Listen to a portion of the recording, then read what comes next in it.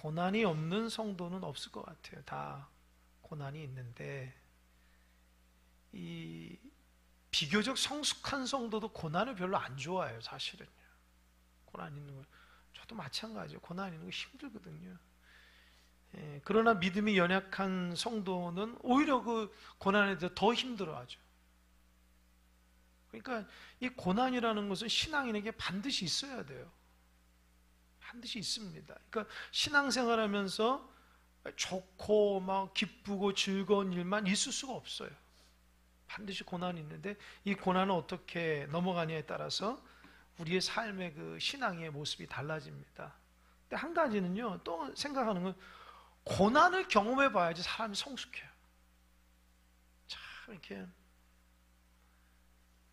그래서 이제 연세 많으신 분들이 참 존경스러운 이유가 뭐냐, 저도 이제 나이가 조금씩 이렇게 한 해 한 해 먹어가면서 진짜 젊었을 때는 몰랐었던 것들 막 경험하게 되니까, 이 나이 들어감에 대한 지혜가 생기고요. 이 경험을 통해서 조금은 어떤 일이 있을 때에 조금은 뭐라 그럴까요? 여유가 생긴다고 할까요?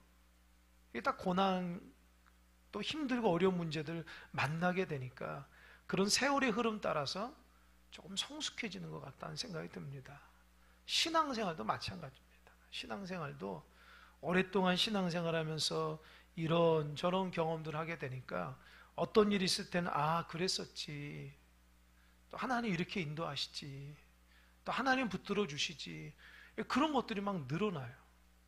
그렇게 되니까 조금은 인내하게 되는 모습이 있습니다. 오늘 본문 속에서 베드로 사도가 고난받는 종들에게 위로를 하고 있어요. 고난받는 종들에게 위로하고 있다. 그래서 이 베드로 전서를 통해서 우리가 깨닫는 것은 위로의 위로.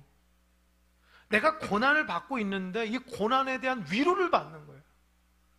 여러분, 고난이 좋다 나쁘다가 아니라 고난당하는 하나님의 백성이 이 고난을 통해서 위로를 받는다는 거예요. 자, 이 부분이 귀한 메시지입니다. 이 베드로전서에 대한 그 선언에 대해서 한번 살펴보았는데요. 이 베드로전서를 쓴 저자는 누굴까요? 베드로예요. 베드로가 썼는데, 이 학자들은 이게 정말 베드로가 썼을까 의심하는 부분이 있어요. 그게 뭐냐면, 우리는 지금 한글로 나왔지만 신약은 헬라어로 써 있거든요. 근데 이 베드로전서는 아주 세련된 헬라어 단어로 썼다는 거예요. 근데 학자들은 베드로는 많이 배우지 못한 어부인데 어떻게 이렇게 세련된 고급스러운 단어로 헬라어 단어를 썼을까? 이게 진짜 베드로가 썼냐? 이게 논쟁이 있어요. 그런데 어떤 학자가 이렇게 얘기해요.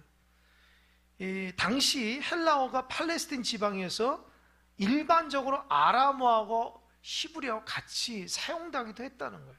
그러니까 아람어하고 히브리는 조금 이렇게 언어가 이 헬라어보다는 조금 이렇게 뭐라 그럴까요? 일반적인 언어기 때문에 헬라어도 그 당시 했으니까 아마 베드로도 그랬을 것이다 라고 얘기하는 학자도 있고요. 또 하나는 지금 이 본문이 예수님이 돌아가시고 나서 30년 후에 쓴 거예요. 몇 년이요? 30년 후에 쓴 거예요. 그러니까 베드로가 30년, 예수님이 돌아가신 30년에 썼으니까 그 30년 동안 헬라어를 마스터하지 않았을까. 그래서 성도들에게 이 고급스러운 헬라어 단어를 통해서 이 베드로전서 썼을 것이다. 그래서 학자들의 정설은 베드로전서는 베드로가 썼다, 이렇게 얘기하고 있습니다. 그리고 베드로는 이 본문을 쓸 당시에 로마에 있었어요. 로마에 복음을 전하고 있었는데 이 로마에서 많은 핍박을 당했어요. 여러분, 이 로마 형제 네로가 크리스찬들 얼마나 AD 68년에 얼마나 많은 고통을 줬는지 몰라요. 그러니까 이 베드로가 로마에 있으면서 수없이 많은 고난당하는 이 크리스찬들에게 우리 신앙인들을 통해서 이 고난을 잘 이겨나가야 된다고 메시지를 보내는 거예요. 그러니까 평생을 믿음으로 달려간 하나님의 귀한 종이 이제 막 은혜 받고 믿음 생활하려고 하는데 고난이 막 엄청나게 오니까 그것을 이기게끔 격려하고 축복하는 것이 베드로전서예요. 베드로 전서라고요. 그러니까 고난받는 자들에게 있어서 하나님 말씀에 대한 위로가 있는 게 베드로 전서입니다. 그러면 이 말씀을 누가 받았냐? 저자가 베드로라면 이 수신자, 이 글을 읽는 사람은 그 1절이에요. 예수 그리스도의 사도 베드로는 이게 저자고, 받는 사람은 본도, 갈라디아, 갑바도니아, 아시아와 비두니아에 흩어진 나그네, 이게 소아시아 일대입니다.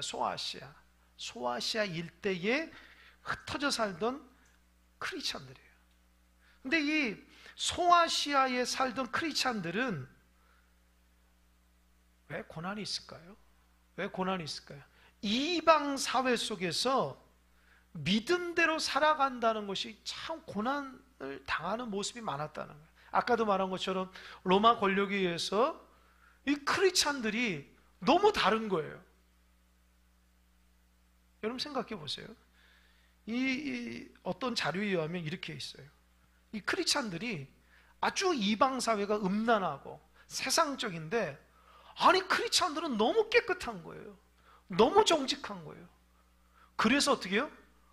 미움받고 고난당한대요. 여러분 그런 거 경험해 보셨어요? 다 거짓말하는데 한 사람만 정직한 거예요. 그래서 그 한 사람 때문에 미움받는 거예요. 다 흥청망청 음란한데 한 사람만 깨끗한 거예요. 정결한 거예요. 너는 왜 세상적이지 않아? 그래서 고난받는다는 거예요. 여러분 이런 고난을 당해보셨는지 모르겠어요. 믿지 않는 사람들 틈바구니에서 아주 정직하고 진실한 믿음의 길을 걸어가는데, 그래서 고난받는다. 손해보고. 여러분 직장에서 믿음 때문에 고난당하신 분 계십니까? 여러분 잘 이겨나가시기 바랍니다. 하나님이 함께 하시니 믿으시기 바랍니다.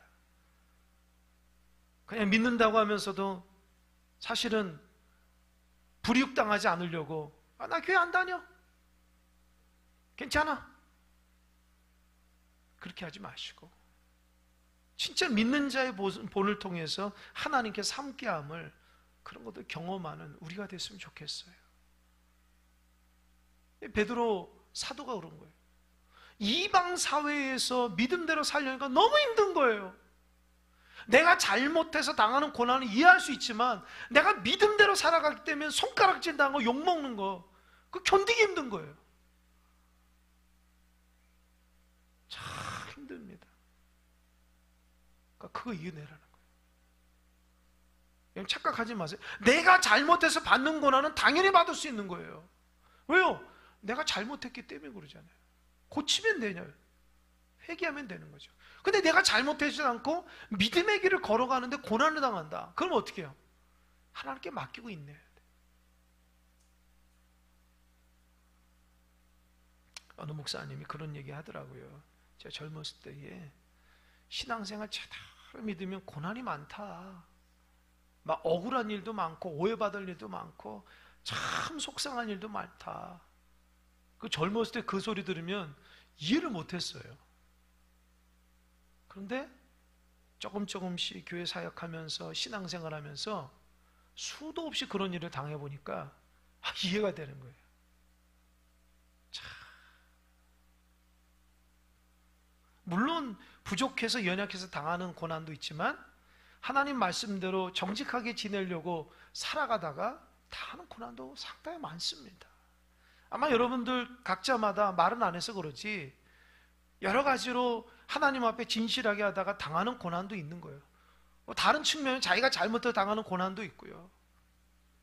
근데 여기서 말씀하고 있는 건 진짜 하나님 안에서 진실하게 살아가는데 억울하고 오해받고 속상하고 힘들어서 정말 눈물 흘리는 그런 고난도 있다라는 거예요. 그걸 어떻게 해요? 이겨내라는 거예요.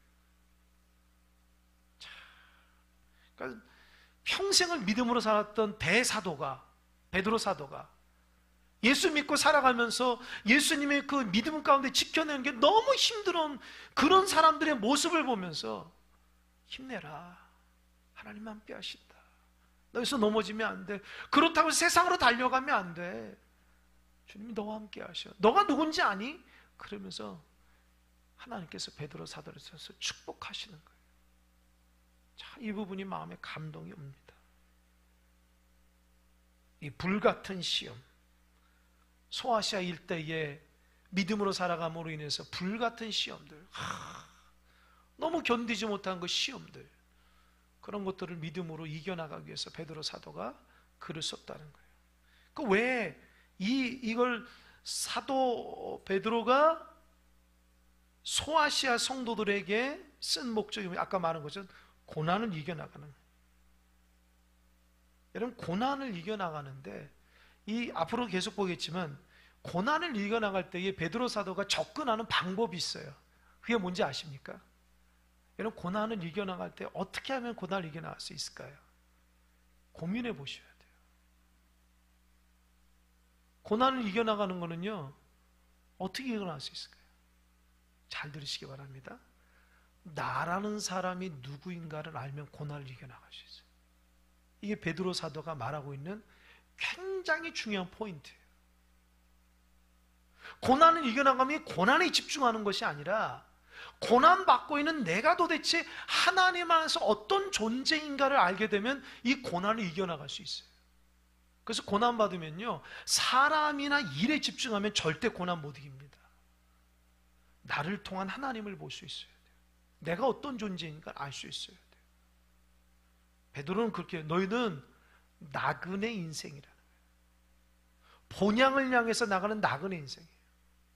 그러니까 지금 이 땅에서 살아가는 것이 우리 삶의 전부가 아니라 저기 하늘나라 하나님 계시는 본향을 향해서 살아가는 기 때문에 나그네 인생은 고난이 있다는 것을 이해하라는 거예요. 그러니까 고난을 받지 않으려고 살아가는 사람들 대부분은 이 땅에서 잘 먹고 잘 살고 잘 되고 그런 것에 집중하며 살아가기 때문에 고난에 대해서 굉장히 심각하게 본다는 거예요. 나는 하늘 백성이라면 이 땅에서 고난을 이겨나갈 수 있다는 거예요. 그거 아셔야 돼요. 여러분, 이 땅에서 너무 완벽하게 살지 마세요. 너무 잘 살고 너무 완벽하면 나중에 하나님 나라 갈 때에 받을 상급이 뭐가 있겠어요? 생각해 보세요. 너 이 땅에서 어떻게 살았어? 하나님, 저 잘 부자답게 살고요, 그냥 인정받으면 살고요, 할 거 다 하고 살았습니다. 하나님 앞에 그렇게 얘기할 거예요? 하나님, 이 땅에서 믿음 지키는 게 참 힘들었어요. 그래도 믿음 포기하지 않고요, 그래도 하나님 말씀으로 살아가려고 했어요. 이 땅에서 초라하고 보잘것 없었어요. 그러나 주님만이 나의 전부였기 때문에 그 믿음 지켰습니다. 이런 고백들이 여러분 안에 있길 바랍니다. 그렇기 때문에 고난을 이길 수 있는 거예요. 신앙생활 수십 년 해도 세상적인 어려움을 고난이라 생각한다고요. 그게 무슨 고난입니까? 욕심이죠. 잘 한번 뚜껑을 열어보세요. 그 믿음으로 당한 고난입니까? 내 욕심으로 당한 고난입니까? 수십 년 동안 신앙생활해도 우리 마음속에선 자기 욕심으로 생겨난 많은 어려움들을 고난이라고 포장한다고요.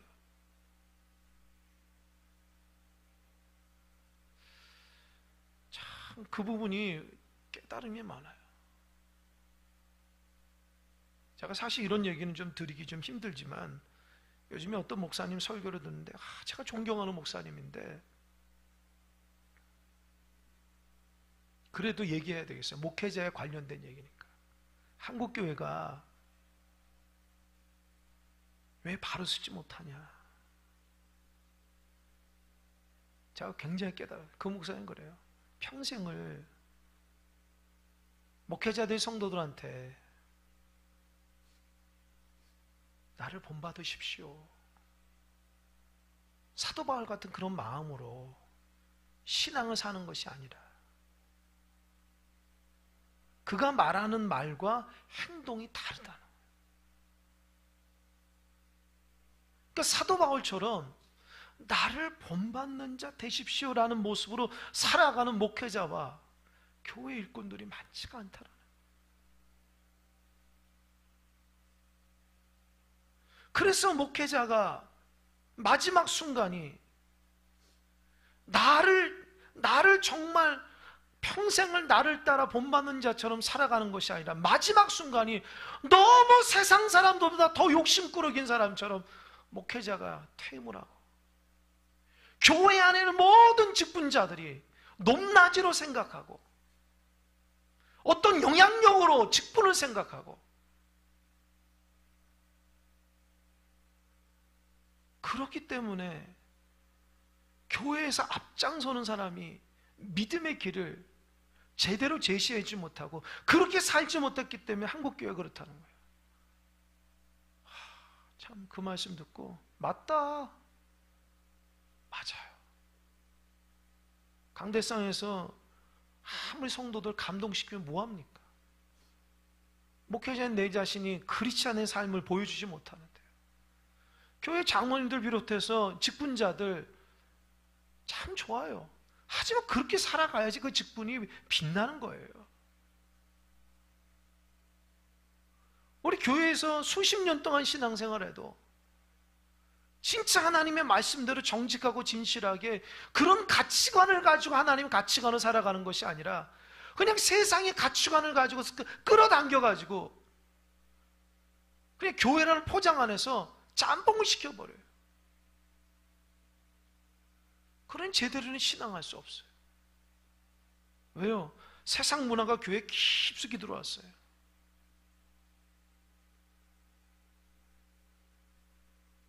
잘 사는 것이 하나님의 축복의 표본인 것처럼,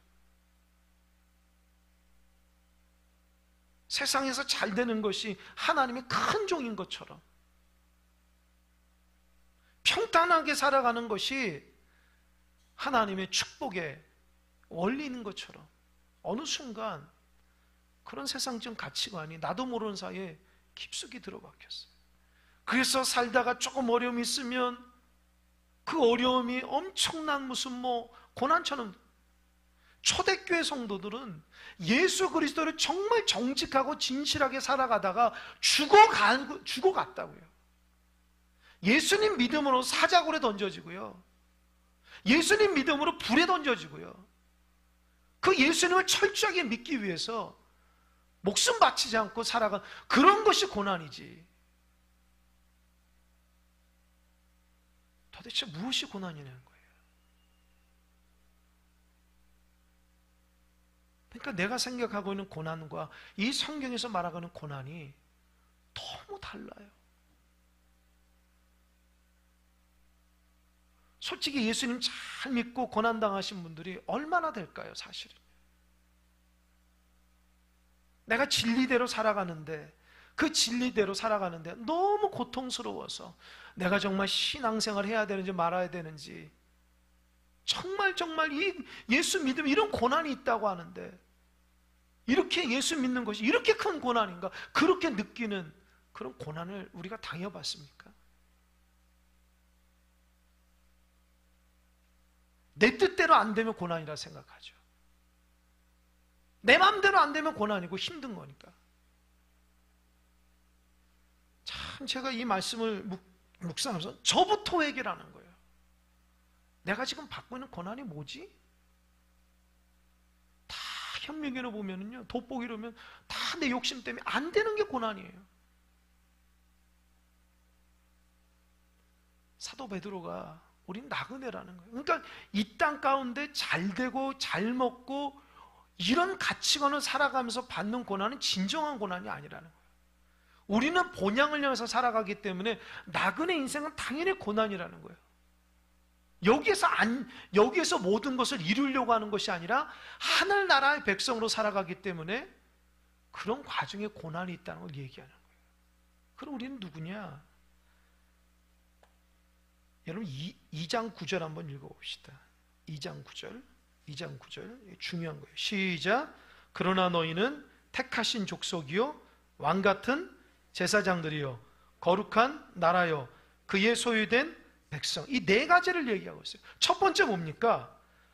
너희는 택하신 족속이라는 거예요. 두 번째는 왕같은 제사장들이요. 세 번째 거룩한 나라요. 네 번째 그의 하나님의 소유된 백성이기 때문에 당하는 고난이라는 거예요. 그러니까 여러분, 고난당할 때에, 내가 믿음대로 살아갈 때에 이 네 가지가 나의 본연의 모습이라는 거예요. 나는 하나님께서 택하신 사람이기 때문에 고난당하는 거예요. 그래서 이길 수 있는 거예요. 나는 이 땅 가운데 거지같이 살지만 하나님은 나를 왕같은 제사장으로 삼아 주셨기 때문에 이 고난을 이겨나갈 수 있는 거예요. 나는 이 지저분한 어떤 삶의 속에 살아가는 사람이 아니라 거룩한 백성이고 나라라는 거예요. 하나님의 자녀로서의 백성이라는 거예요. 하나님의 원리대로 살아가는 자녀. 이렇게 살아가기 때문에 고난을 당하는 것 때문에 그 고난을 잘 이겨나갈 수 있어야 된다. 그래서 베드로 사도가 나중에는 고난을 기뻐한다고 그래요. 왜요? 이 고난은 아무나 당하는 게 아니에요. 진짜 예수님 잘 믿는 사람에게 오는 시험이기 때문에 어설프게 믿는 사람 이런 시험이 없어요. 고난도 아무나 오는 게 아니에요, 여러분. 그래서 함부로 내가 고난당했다 이런 얘기하면 안 돼요. 잘 보면 다 내 욕심으로 생긴 고난이에요.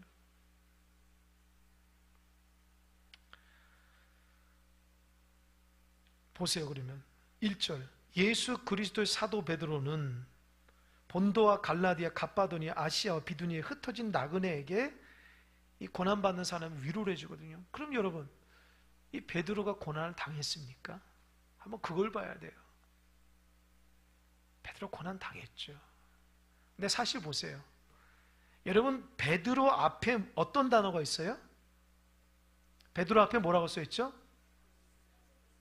예? 사도, 그리스도의 사도. 사도. 근데 베드로는 그리스도의 사도라고 어울리지 않는 사람이잖아요. 일반 물고기 잡는 어부였다가 예수님의 콜링을 받고 따라가서 하는데, 물론 수제자였어요. 근데 예수님 십자가 달려 돌아가 어떻게 했어요? 어떻게 했어요? 3번 부인했다고요. 여러분 그거 아십니까? 예수님이 베드로에 대한 배신감을 느낀 거? 그거 다 알잖아요. 너 나중에 나 부인할 거다. 그랬더니 베드로가 아닙니다. 저는 다른 사람 따라서 저는 절대. 야, 그 베드로가 나중에는 깨닫잖아요. 그래서 제가 큰 거 깨달아요. 너무 지나치게 다짐하는 사람은 꼭 문제가 있는 거예요. 아, 제가 부족하죠. 저도 그럴 수도 있죠. 이렇게 대답해야 되는데 자기는 죽어도 그렇지 않는다는 거예요. 그러니까 너무 지나치게 거룩해지는 것도 문제가 있는 거예요. 왜요? 거룩하지도 않는데 자꾸 입으로만 거룩해지려고 하는 사람들은 자기 삶의 거짓말이만 드러나는 거예요. 바로 얘기해놓고 바로 안 지키거든요. 그러니까 베드로의 특징이 그러잖아요. 주는 그리스도 살아계신 하나님의 아들이라고 그러니까 칭찬하는 것 같아요. 굉장히 업됐잖아요. 그런데 나는 십자가에 죽고 고난받는다더니 절대 안 됩니다. 주님을 위하는 척 했지만 주님께서 뭐래요? 그 마음의 의도를 알죠. 내가 고난당하면 너 어려움이 있을까 그러지. 내가 고난당하면 너 부귀영화 못 누려서 그러지. 그러니까 어떻게 해요? 주님이 너는 하나님을 생각하는 것이 아니라 사람의 일을 생각한다고 해서 책망받아. 사탄아 물러가라고, 뒤로 가라고. 이게 정말 무서운 말씀이에요. 이게 주님이 하셨기 때문에 의미가 있는 거예요. 사람이 했으면 그 진리가 아니에요. 왜요? 베드로가 그 말의 진정성은 사람을 몰라요. 왜요? 지금 예수님께 칭찬받았잖아요. 그런데 그 칭찬받았는데 그 칭찬받으면서 속으로는 그 예수님 때문에 자기가 높아지려고 하는 생각이 깊은 곳에 있었던 거예요. 그러니까 예수님이 죽는다고 하니까 예수님 죽으면 나는 어떻게 살지? 나는 비참해지니까 그 속마음이 주님 왜 죽어요? 주님을 위하는 게 아니라 자기 이득을 위해서 얘기한 걸 주님이 정확히 본 거예요. 그러니까 여러분 우리 속마음을 잘 보십시오. 신앙생활 잘하는 이유가 뭘까요? 나 잘 되기 위해서 하면 빨리 고쳐야 돼요. 세상에 잘 되기 위해서 신앙생활하면요 주님 앞에 나중에 책망받아요. 진짜 순수하게 예수님 믿어야 돼요. 내가 세상에 잘 되기 위해서 예수 믿으면 죄송하지만 예수 안 믿어도 괜찮아요. 진짜 예수를 믿으면요, 주님을 위해서 믿어야 돼요. 그게 정말 핵심인데, 우리가 자꾸 세상의 물결 따라 살아가니까 예수 믿으면 축복받고 뭐 이렇게 잘 되는 것에 대해서 당연하게 생각하는데, 그거는 당연한 게 아니에요. 이 베드로는요, 그렇게 예수님 부인해가지고 철저하게 이를 갈았다고요. 슬피 울면서. 그러나 예수님 어떻게 했죠? 부활하신 후에 디베랴 바닷가에서 베드로를 만나서 회복시켜줬어요. 요한의 아들 시몬아, 너가 다른 사람 나를 더 사랑하느냐? 아, 더 사랑하느냐고 하니까 막 어때요? 대답을 제대로 못하겠어요. 주님께서 아시지 않습니까? 그래서 뭐라 했어요? 내 양을 치라.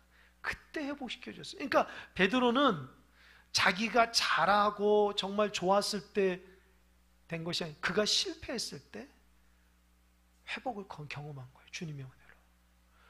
여러분, 그게 중요합니다. 여러분이 잘 됐을 때에는 실패하게 돼 있어요. 왜요? 주님의 그림자가 안 보이거든요. 근데 내가 낮아지고 힘들 때에 주님이 크게 보여요. 그래서 내가 고난받고 힘들 때에 주님이 커지는 게 복인 줄 믿으시기 바랍니다. 여러분, 잘 됐을 땐 주님이 안 보인다고요. 주님이 어떻게 보여요? 잘 된 게 다 나 때문이라 생각하는데. 그러나 내가 안 되고 부족하고 연약할 때에는, 실패할 때는 내가 한없이 작아지기 때문에 주님의 은혜가 너무 소중하게 여겨지는 거예요. 그래서 어떻게 해요? 주님을 마음속에 모시고 위대한 사도가 되고, 그 뒤로부터 사도, 여러분 이 말이 굉장히 중요한데, 그 베드로 사도가 이제 지난번 찬양 예배 시간에 주님께서 제자들에게 자기를 부인하라, 또 자기 십자가를 지라 그랬잖아요. 기억하십니까? 주님을 따르려면 이 두 가지 얘기했죠. 기억하세요? 기본적으로 아는 거잖아요. 주님이 제자들에게는 두 가지, 자기를 부인하고 자기 십자가를 지라. 나중에 이 베드로가, 수제자인 베드로가 그 요한복음 21장에 아주 기가 막힌 회복을 통해서 말씀을 들어요. 그게 뭔지 아십니까? 너는 평생 너가 띠띠고 살았지만 너는 나중에 남이 너를 띠띠어 줄 것이다. 그게 무슨 말인지 아세요? 너 십자가에 달려 죽을 것이다. 그런 말이에요. 너는 그동안 네가 원하는 대로 모든 일을 했지만 이제는 너가 부활하신 예수님의 은혜를 받고 나서 이제는 십자가의 고난 가운데 죽는다는 것을, 예수님의 그 뒤를 따라가는 축복의 말씀하세요. 아주 기가 막힌 말. 그렇기 때문에 베드로 사도가 이 본문을 통해서 고난 가운데 있기 때문에 고난받는 종들에 대한 격려와 축복의 메시지를 전할 수 있는 거예요. 역사적으로 의하면 베드로는 십자가에 거꾸로 달려 죽었다는 거예요. 그런데 그거를 굉장한 축복이요 순교를 알았다는 거예요.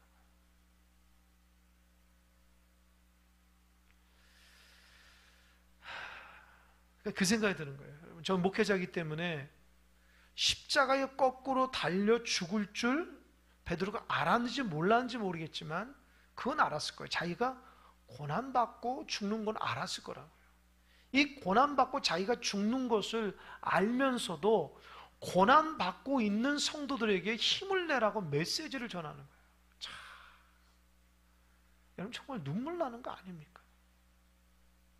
예를 들어서 고난받고 있으면 괜찮아, 내가 잘 될 거야, 그런 얘기면 고난받는 사람에게 아 그래, 고난을 이겨내면 저렇게 축복이야, 이걸 알 텐데 그게 아니라 난 고난받고 죽어, 하지만 이것이 축복이라고 고난받는 종들에게 얘기를 하는 거예요. 이게 엄청난 메시지예요, 여러분. 베드로 전후서 함부로 얘기할 수가 없어요. 우리가 예수님 믿고 고난받고 진짜 죽을 각오로 그런 생각을 가지고 메시지를 받을 때 은혜가 되지, 내가 조금 힘들다고, 사람 때문에, 일 때문에 힘들다고, 내 마음대로 안 된다고 당하는 고난 때문에 내가 고난에 참으면 잘 될 거야, 그런 메시지는 차원이 다른 거예요. 아주 심오한 진리의 말씀이에요. 그러니까 여러분, 이 메시지 통해서 고난 잘 참으면 좋아질 거야, 그런 메시지를 안 해요. 그 고난에 나에게 어떤 의미인가에 대한 통해서 이 고난을 사랑하게 돼요. 왜요? 그 고난을 통해서 예수 그리스도의 발자취를 걸어가기 때문에 오히려 고난 가운데 걸어가라 그래요. 제가 여러분에게 이제껏 여러분들 믿음으로 살아서 잘 살았습니다, 이제 앞으로 예수님 따라서 고난 다 받으십시오 라고 선포하면 여러분 중에 그렇게 합시다 라고 얘기할 사람이 몇 사람이 될까요? 앞으로 예수 믿으면 고통스럽고 힘들고 어려워서 살아가는데 그런 대열에, 예수 그리스도의 십자가의 대열에 순종할 자가 몇 사람이 될까요? 그거를 생각해 보시면 들으셔야 돼요. 이게 말씀에 대한 본질입니다. 내가 고난 조금 이겨내야지, 그런 차원이 낮은 메시지가 아니에요. 너 고난 받아. 고난을 기쁘게 여겨. 그 고난은 예수님 당한 고난. 너희들은 나그네지만 본향을 위해서 가는 거기 때문에 그 고난의 한복판을 쫙 걸어가라는 거예요.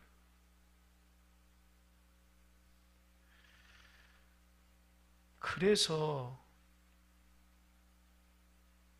1절 보면 예수 그리스도의 사도 베드로는 본도, 갈라디아, 갑바도니아, 아시아와 비두니아에 흩어진 나그네라고 얘기한 거예요. 나그네. 이 땅에 영원토록 부귀영화를 누리면 사람이 아니라 나그네 인생이라는 거예요. 우리는 본향을 가서 살아가는 사람이라는 거예요. 그러니까 여러분, 너무 지나치게 여기에 매진하지 마세요. 이 땅 가운데. 그럼 여러분, 나그네 인생을 갖지 않으면요, 힘들어요. 신앙의 참됨을 몰라요. 지금 이 메시지를 들어도 이해를 못하신 분이 있을지 몰라요. 근데 나중에 이해가 될 겁니다. 이 나그네라는 그런 삶에 봉착하게 되면. 그때가 언제인지 아세요? 다 힘 빠지고 다 이제 하나님 앞에 갈 날을 앞두면 그제서야 내가 나그네라는 걸 깨닫게 돼요. 세상 것 그렇게 내가 좋아했던 거 가져갈 수가 없는 거예요. 그렇게 내가 평생을 쫓았던 것이 나중에는 막 부끄러워지게 되는 거예요. 왜요? 그거 아무것도 아니었다. 여러분, 하나님 앞에 갈 때 뭘 가지고 갈 겁니까? 뭘 가지고 갈 거예요? 저희 아버님이 주일부터 굉장히 몸이 좀 안 좋으셔가지고 지금 아주 그냥 너무 힘든 상태인데, 제가 아버님 보면서 어떤 생각인지, 천국 가시겠다는 생각이 드는데, 아버님이 천국 갈 때 뭘 가져? 아무것도 없어요. 아무것도 없어요. 그쵸? 하나님 안에서 지켰던 건 믿음밖에 없는 거예요.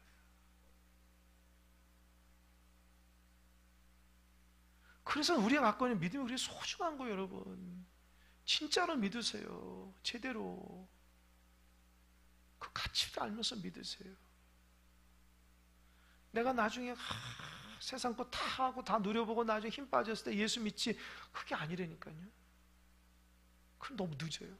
지금부터 믿음 안에서 정말 참됨을 경험하고 살면 내가 나중에 하나님 앞에 뭘 가져가야 되나.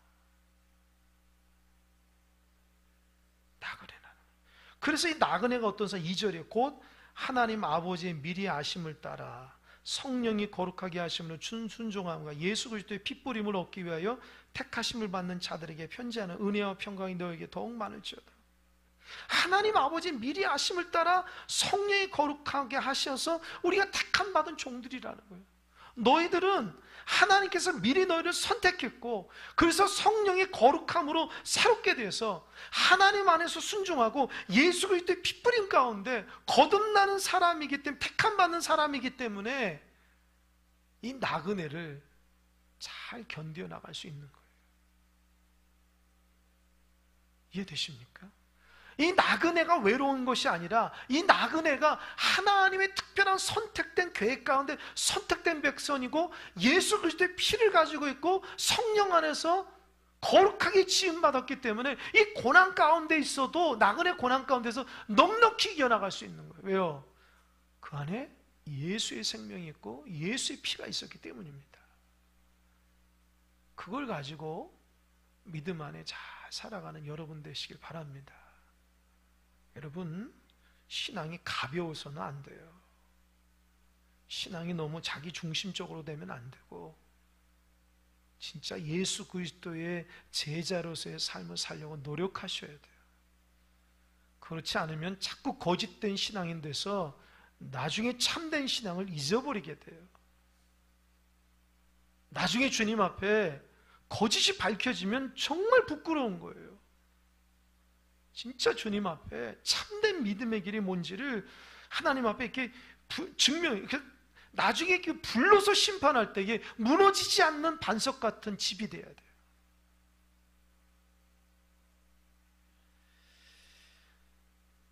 참, 그래서 이 말씀을 묵상하는데 참 마음이 비장해지기 시작하더라고요. 내가 나그네인데 왜 세상에 마음을 다 뺏길까? 내가 고난을 왜 선택하지 않고 살지? 성령 안에서 거듭난 사람인데 왜 자꾸 세상적인 가치관을 가지고 그 신앙이 축복인 양 생각할까? 나 욕심으로 일어난 모든 고난들을 왜 하나님의 고난이라고 착각하며 살까? 그런 마음들이 막 들기 시작해요. 그래서 우리가 한낱 어부였던 베드로가 예수님 잘 따라다니는 그게 자기 의가 돼서 결정적인 순간에 예수님을 부인했잖아요. 그래도 예수님이 그를 살렸거든요. 그리고 나서 나중에 그의 인생은 고난받는 종의 모습이었어요. 그런데 우리는 베드로를 보면서 위대한 사도라고 얘기하지 거짓말장이거나 그렇게 얘기하지 않아요. 그러니까 그의 인생이 전반기에는 아주 형편없는 인생이었지만 부활하신 예수님 만나고 나서는 아주 값진 예수의 사도로서 살았기 때문에 그가 얼마나 위대한 사람인지 몰라요. 우리도 마찬가지예요. 그렇게 살아가야 돼요. 그래서 정말 주님 안에서 진실한 신앙이들 다 되시길 바랍니다. 고난이 오더라도 잘 이겨나가시길 바랍니다. 그리스도 안에서 주님이 여러분과 함께 있고 믿음의 길을 잘 걸어가서 우리 큰사랑교회 공동체가 아름다운 공동체가 됐으면 좋겠어요. 저는 항상 사람이 많고 적음이 중요한 게 아니에요. 진실한 종들이 중요한 거죠. 제자가 중요하지 허다한 무리가 중요한 거 아니에요. 진짜 하나님께서 원하시는 것은요, 제자를 원하신다는 것이 제가 요즘에 말씀 보면서 굉장히 느끼는 거예요. 그 화려함이 아니라 내가 하나님 앞에 진실성, 그거 잊어버리지 말자. 그런 마음으로 주님 안에서 복된 신앙이들 다 되시기 바랍니다. 아멘. 기도하겠습니다.